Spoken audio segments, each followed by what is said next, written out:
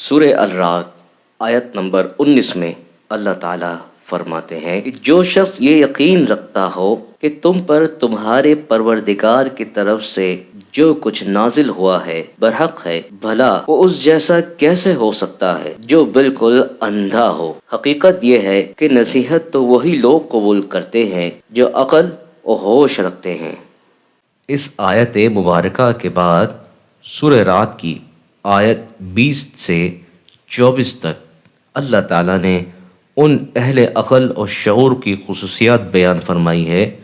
جو حق کو پہچان کر اور اس پر عمل پیرا ہوتے ہیں، جبکہ آیت 25 سے 29 میں ان لوگوں کی صفات بیان کی گئی ہے جو اس نعمت عقل و ہدایت سے محروم ہیں۔ آئیے جانتے ہیں کہ عقل و ہوش والے وہ لوگ کون ہیں۔ وہ لوگ جو اللہ سے کیے ہوئے عہد کو پورا کرتے ہیں اور معاہدے کی خلاف ورزی نہیں کرتے، اور جن رشتوں کو اللہ نے جوڑے رکھنے کا حکم دیا ہے یہ لوگ انہیں جوڑے رکھتے ہیں اور اپنے پروردگار سے ڈرتے ہیں اور حساب کے برے انجام سے خوف کھاتے ہیں۔ اور یہ وہ لوگ ہیں جنہوں نے اپنے رب کی خوشنودی کی خاطر صبر سے کام لیا اور نماز قائم کی ہے، اور ہم نے انہیں جو رزق عطا فرمایا ہے اس میں سے خفیہ بھی اور اعلانیہ بھی خرچ کیا ہے۔ اور وہ لوگ بدسلوکی کا دفاع حسن سلوک سے کرتے ہیں،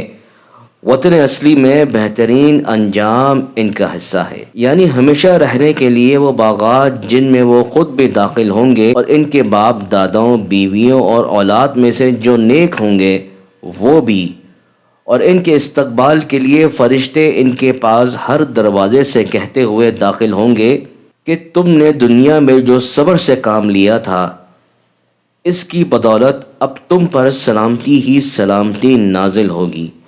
اور تمہارے اصلی وطن میں یہ تمہارا بہترین انجام ہے۔ آئیے جانتے ہیں وہ لوگ کون ہیں جو عقل و ہوش نہیں رکھتے۔ اللہ تعالیٰ فرماتے ہیں، اور دوسری طرف جو لوگ اللہ سے کیے ہوئے عہد کو مضبوطی سے باندھنے کے بعد توڑتے ہیں اور جن رشتوں کو اللہ نے جوڑے رکھنے کا حکم دیا ہے انہیں کاٹ ڈالتے ہیں اور زمین میں فساد مچاتے ہیں، تو ایسے لوگوں کے حصے میں لعنت آتی ہے اور اصلی وطن میں برا انجام انہی کا ہے۔ اللہ جس کے لیے چاہتا ہے رزق میں وسعت کر دیتا ہے اور جس کے لیے چاہتا ہے تنگی کر دیتا ہے۔ یہ لوگ دنیاوی زندگی پر مگن ہیں، حالانکہ آخرت کے مقابلے میں دنیاوی زندگی کی حیثیت اس سے زیادہ نہیں کہ وہ معمولی سی پونجی ہے۔ اور جن لوگوں نے سرکشی اپنا لیا ہے وہ یہ کہتے ہیں کہ ان پر ان کے پروردگار کی طرف سے کوئی نشانی کیوں نہیں اتاری گئی۔ کہہ دو کہ اللہ جس کو چاہتا ہے گمراہ کر دیتا ہے اور اپنے راستے پر انہی کو لاتا ہے جو اس کی طرف رجوع کریں۔ یہ وہ لوگ ہیں جو ایمان لائے ہیں اور جن کے دل اللہ کے ذکر سے اطمینان حاصل کرتے ہیں۔ یاد رکھو کہ صرف اللہ کا ذکر ہی وہ چیز ہے جس سے دلوں کو اطمینان نصیب ہوتا ہے۔ غرض جو لوگ ایمان لائے ہیں اور جنہوں نے نیک عمل کیے ہیں ان کے حصے میں خوشحالی بھی ہے اور بہترین انجام بھی۔